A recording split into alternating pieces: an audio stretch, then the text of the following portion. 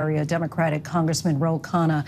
Congressman, thank you so much for your time tonight. You certainly were there and heard brave fourth grader Mia testifying today about how she had to smear the blood on herself to pretend to be dead in an effort to stay alive. You also heard from dads and moms. Let's take a listen to Kimberly Rubio, who lost her daughter Lexi. Somewhere out there, there's a mom listening to our testimony, thinking, I can't even imagine their pain, not knowing that our reality will one day be hers unless we act now. You've seen the numbers. The overwhelming majority of Americans support background checks. They support raising the age to buy assault weapons to 21. What do you say to parents like Kimberly who have lost all faith that Congress can get anything done? As a father, it was just heartbreaking sitting through that. And when she talked about her daughter, Lexi, and the hopes Lexi had of getting a scholarship to go play soccer and becoming a lawyer, it was just devastating. And you had so much testimony from parents who had lost their kids to this senseless violence. We have to get something done. It's why I've said that I'm willing to compromise whatever they can pass in the Senate. I'm going to be for it, even if it moves the ball forward a few yards. You're a father of two young children. How concerned are you when you're sending them off to school each day?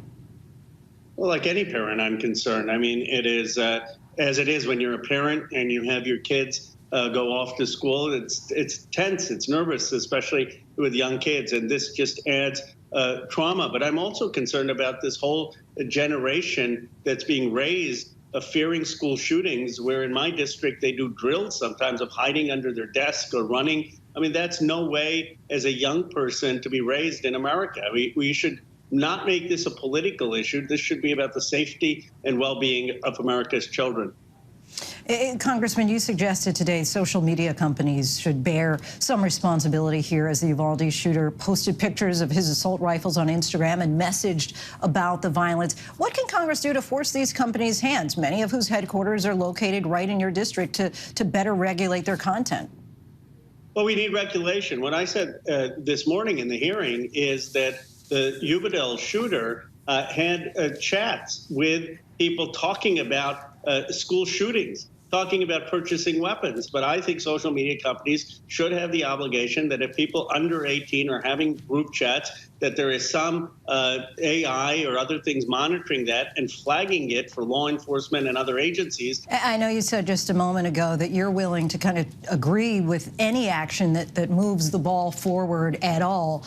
Is there, would you say, any area of common ground that you see that you feel that the House will be able to agree on with regard to gun control? Or at this point, are you waiting to see what, if any, bill passes in the Senate?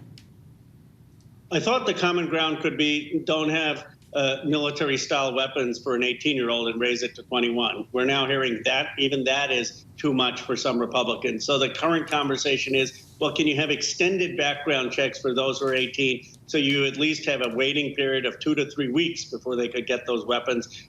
That's obviously not adequate, but it's better than what they can do now. As I've said before, we haven't done in the 6 years I've been in Congress, we have not done a single thing of substantive for gun violence. And, you know, when I'm done with Congress and my kids or grandkids ask, what did you do? I don't want to have to look at them and say I was part of a Congress that didn't do anything for the safety of America's children. I'd be curious to see if Americans are, if that is proposed and passed, if Americans are satisfied with that delay of simply 2 to 3 weeks. But again, that all remains to be seen. Before I let you go, crime was obviously front and center issue across your state in last night's primaries. It also is for voters across the country. And today in Washington, D.C. area, we saw the disturbing plot to kill Supreme Court Justice Kavanaugh revealed. Should the House pass the bill that's already cleared the Senate to offer increased protection for Supreme Court justices and their families?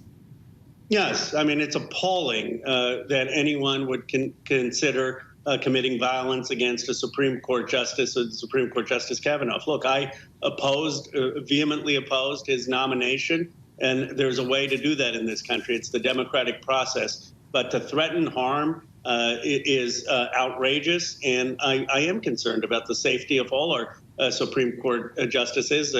Justice Toby Jackson has a young family. I mean, they do need protection. Congressman, we thank you so much for your time. Really appreciate you coming back on the show.